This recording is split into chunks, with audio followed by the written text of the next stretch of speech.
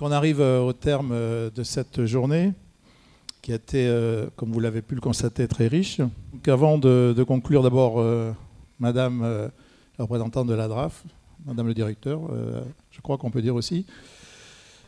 Donc, Monsieur le Président de la Chambre qui devait clôturer ses travaux, mais qui finalement, gentiment, s'est dérobé. Il m'a laissé la place. Voilà, je te remercie Bernard. Oui, voilà, chacun son bout. Oui. Voilà, donc d'abord, je dois remercier l'ensemble des participants aux 3 tables rondes. Je crois que les intervenants ont été de qualité. Remercier en particulier, peut-être avec une petite mention d'ailleurs, pour les élèves des lycées, voilà, qui ont fait preuve de spontanéité. Voilà, on peut les applaudir.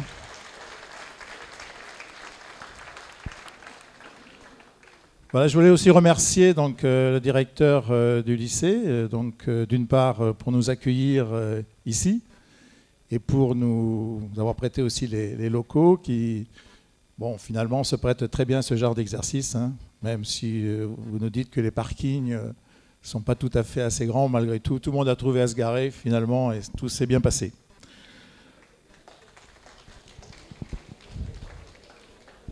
Voilà, donc après tous ces remerciements, donc, et à vous tous ici présents, pour l'intérêt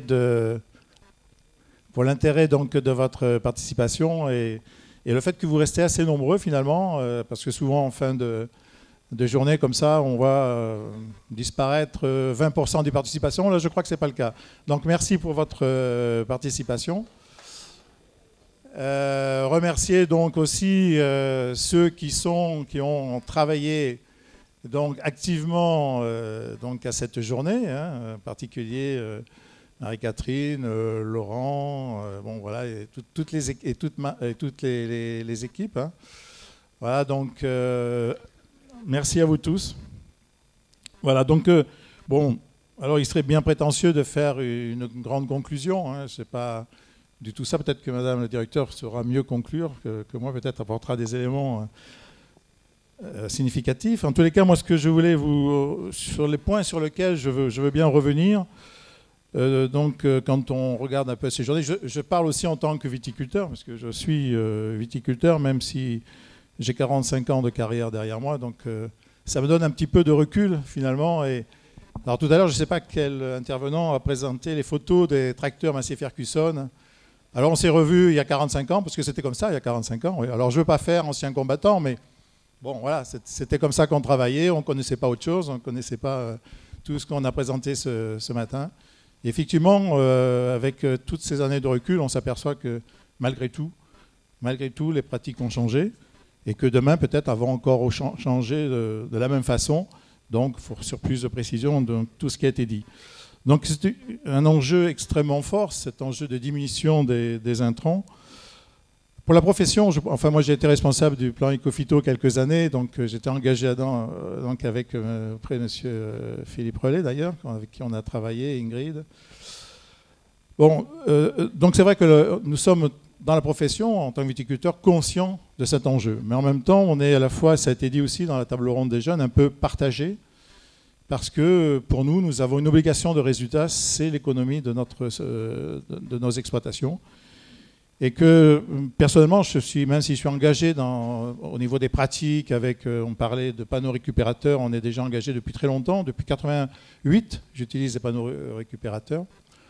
Bon, on est toujours un peu méfiant. Il y a toujours une certaine méfiance donc à rentrer dans des pratiques. Alors bon, on va y aller, on n'est pas réticent, on va y aller. Mais bon, il faut que les viticulteurs, les agriculteurs soient sécurisés. Comment on peut sécuriser aussi ces nouvelles pratiques, parce qu'effectivement, si on prend simplement l'angle environnemental, effectivement, il faut réduire. Mais nous, en chef d'entreprise, nous avons beaucoup de paramètres à prendre en compte, et pas seulement le plan environnemental, nous avons l'économie, nous avons plein d'autres paramètres qui font que nous devons composer. Et nous devons tirer des conclusions de tout ça pour avoir des bonnes pratiques, mais aussi pérenniser notre entreprise, parce que nous sommes responsables des emplois qu'on crée, des emplois qu'on doit maintenir, de l'économie qu'on génère dans notre activité, et bien sûr aussi de l'environnement qui tourne autour de nous. Voilà, un autre point que j'aimerais aussi développer devant vous, c'est on vous parle de plus en plus de Vinopol. Donc, monsieur le directeur, en début de la journée, vous avez parlé d'en près de 8 ans que l'on parle de Vinopol, que l'on travaille autour, effectivement. Donc, aujourd'hui, cette idée commence à être connue.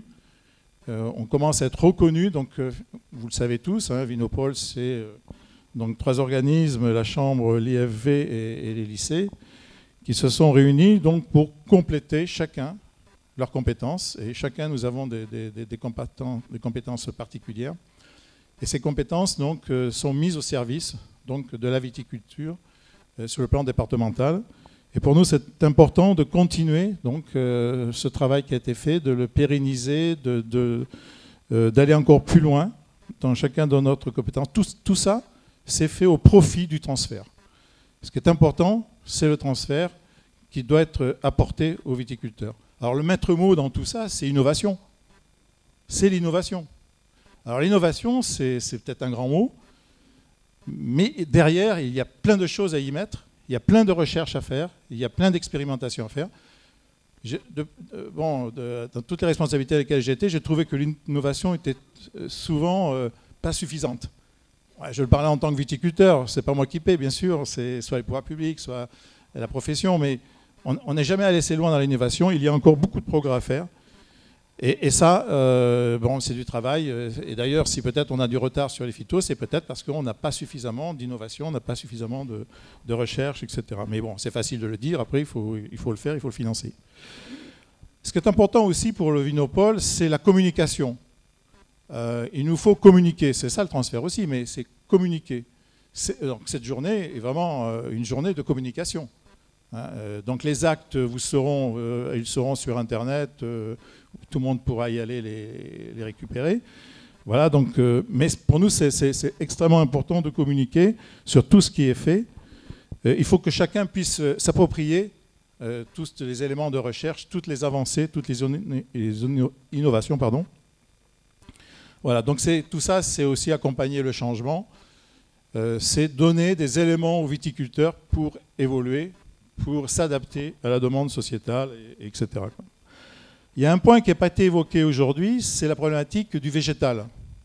Alors là aussi, il y a des progrès énormes qui vont nous arriver d'ici quelques années, d'ici 5-6 ans. C'est l'amélioration du végétal, hein, donc avec les phénomènes de résistance à 2 gènes. Donc ça, c'est en route.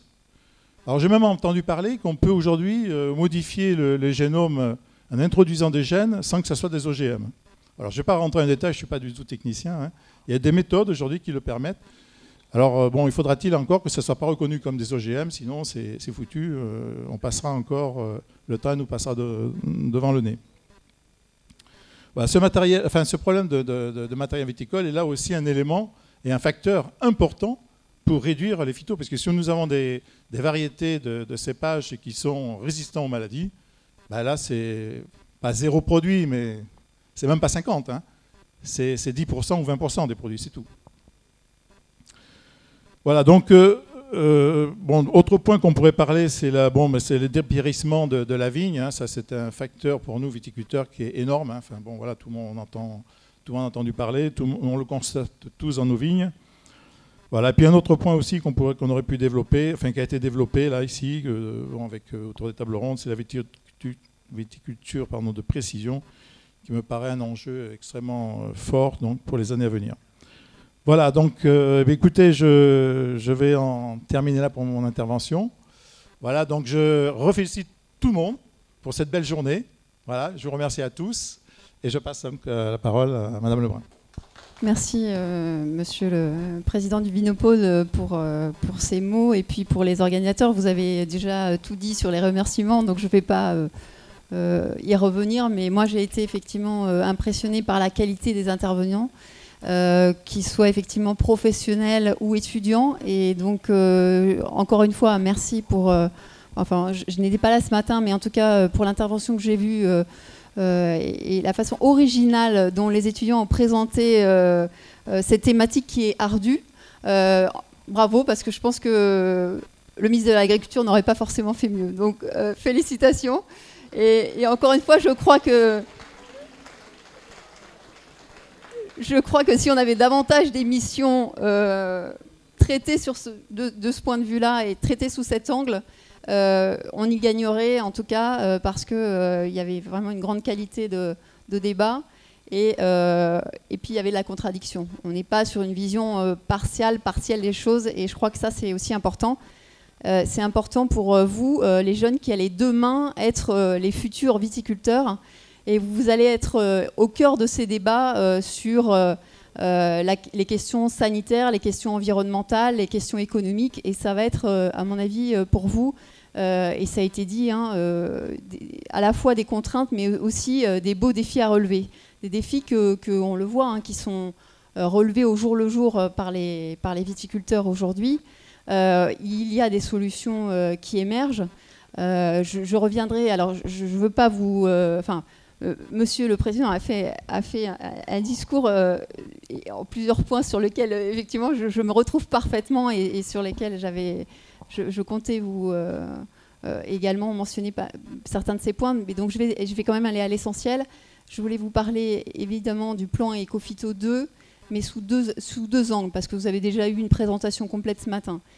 Le premier, c'est l'angle des réseaux.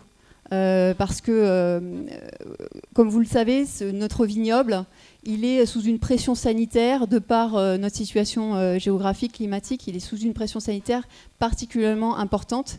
Et la protection de ce vignoble, la réduction des intrants, du coup, est un défi majeur. Et ce n'est pas gagné d'avance. Donc on voit bien que ces réseaux de surveillance biologique, ils sont importants. Et dans le cadre de ce fameux plan Ecophyto 2, je m'excuse, ça a été dit ce matin, mais ce qui est important, c'est que ce ne soit pas juste des observations et, je dirais, une photo de l'état actuel, de l'état sanitaire du vignoble. Il faut que ça devienne, et qu'on renforce en tout cas, parce que ça l'est déjà quand même un peu, on ne part pas de rien, mais qu'on renforce le caractère d'outil d'aide à la décision. Et ça, c'est vraiment un point important. Et on a besoin de l'ensemble des contributeurs à ce réseau, contributeurs actuels. Je veux citer l'Institut technique, l'INRA, bien sûr, la Chambre d'agriculture, mais aussi à venir. Parce qu'on a des grandes ambitions pour cet outil, le bulletin de santé du végétal, mais on observe aussi que malheureusement, il y a une érosion des observations et en particulier des témoins non traités. Donc on a vraiment besoin ensemble de renforcer ce réseau pour qu'il soit vraiment un outil au service des viticulteurs. Donc là-dessus, vraiment, on a besoin de vous. Et puis le deuxième message que je voulais vous faire passer, on a beaucoup parlé de l'agromatériel. C'est un point effectivement important, vous l'avez très bien dit, Monsieur le Président, donc l'innovation est vraiment au cœur de ce sujet. On a des progrès à faire, mais on a quand même beaucoup avancé, et vous l'avez montré ce matin, donc je crois que c'est important. La question du confinement, là, je voulais y revenir parce que c'est une réponse en particulier, et vous l'avez très bien montré, dans des situations où on a un point de contact, des franges de contact avec les riverains, avec des lieux sensibles. Et on voit bien, et je remercie encore M. Chadourne pour la présentation qu'il a faite, sur l'aspect économique. On voit bien sûr que ce n'est pas économiquement aujourd'hui évident dans toutes les situations, mais si on cible cette utilisation sur des territoires où il y a des enjeux de santé, d'environnement, alors on a déjà fait un grand pas. Et moi, ce qui m'a frappé, c'est effectivement les moins 40% en termes de réduction d'intrants. On a déjà fait un bon bout du chemin par rapport au plan Ecophyto qui nous demande d'aller à moins 50% à l'horizon 2025. Donc la partie, je ne vais pas dire qu'elle est gagnée, parce qu'effectivement, vous l'avez vu, c'est pas vrai dans toutes les situations, mais quand même, on a fait un bon bout du chemin. Et puis je voulais dire qu'on a fait un bon bout du chemin ensemble, parce qu'aujourd'hui, les constructeurs, ils sont plus 1, 2 ou 3, ils sont aujourd'hui une bonne douzaine. Que vous l'avez aussi dit, ça c'est très important, que ça y est, ça bouge, et ils vont demander les homologations au titre des LNT pour leur matériel. Donc ça c'est aussi un point, il me semble, majeur à relever. Bien sûr, il faudra continuer à innover, et vous l'avez très bien dit. Et puis je voulais terminer encore une fois, je ne veux pas vous assommer parce que vous êtes resté très je veux dire, attentif à l'ensemble des présentations et donc l'heure se fait tard, mais je terminerai par dire que on est dans un cadre de nouvelles régions, donc Aquitaine, Limousin, Poitou-Charentes.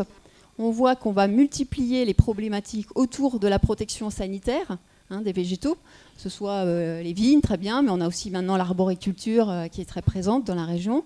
On a d'autres cultures qui vont être impactées. Et on a des atouts pour faire face à beaucoup de ces problématiques sur lesquelles il va falloir continuer à chercher, il va falloir continuer à diffuser l'information. On l'a vu, nos établissements d'enseignement viticole, vous m'excuserez d'être chauvine, et puis également Bordeaux-Sias-Sagran, qui est l'école d'ingénieurs.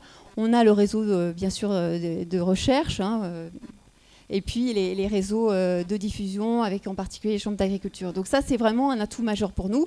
Et puis je vais terminer quand même par dire un tout petit mot de la DRAF que je représente, donc la Direction régionale de l'agriculture, de l'alimentation et de la forêt, pour vous dire que nous aussi, on se met en ordre de bataille pour être à votre service, être au service des viticulteurs, et que donc sur l'antenne de Bordeaux, puisque vous savez que maintenant le siège de la DRAF est à Limoges, nous allons nous spécialiser en particulier sur le secteur de la viticulture avec la création d'un pôle viticulture, maraîchage et arboriculture. Donc voilà, tout ça pour vous dire que les défis sont immenses, vous les avez bien en tête et que c'est ensemble qu'on les relèvera. Merci pour votre attention et à bientôt.